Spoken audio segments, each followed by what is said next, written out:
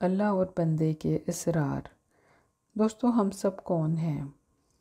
ہم تو دنیا اور اس کے جھمیلوں میں ہی پھنسے رہے، جہاں کبھی فتح اور کبھی شکست حاصل ہوئی۔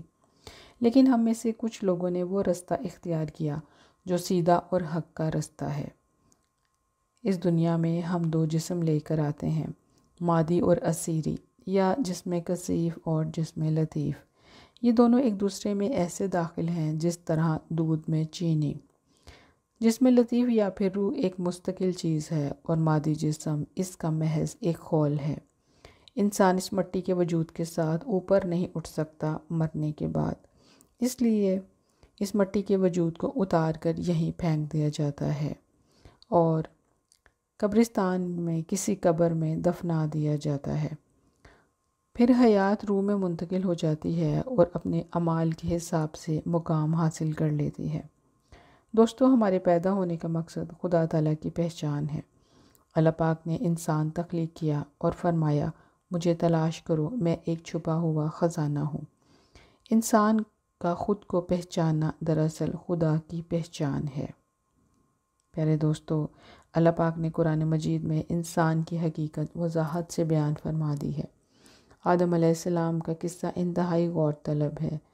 پہلا انسان رب تعالیٰ کی عظیم و شان تخلیق آدم علیہ السلام کے پتلے میں سینہ مبارک پر جان ڈالنے کے لیے پھونک ماری اور اپنی روح منتقل کی، اور پھر اللہ پاک نے اپنے مبارک ناموں کی تاثیر انسان کی روح میں منتقل کی۔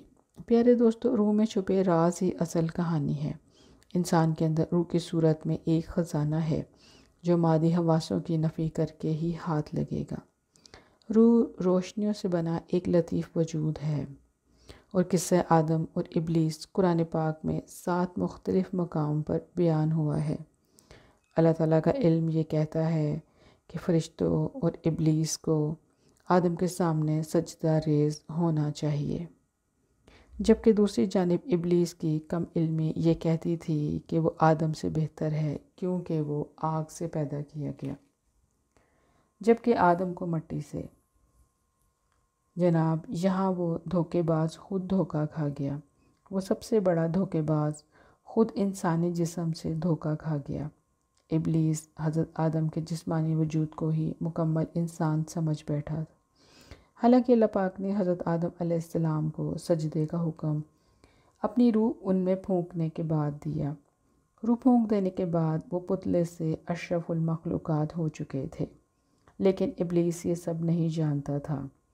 ابلیس نے اپنے ادھورے اور ناقص علم کو اللہ بزرگ و برتر کے کامل علم پر ترجیح دی۔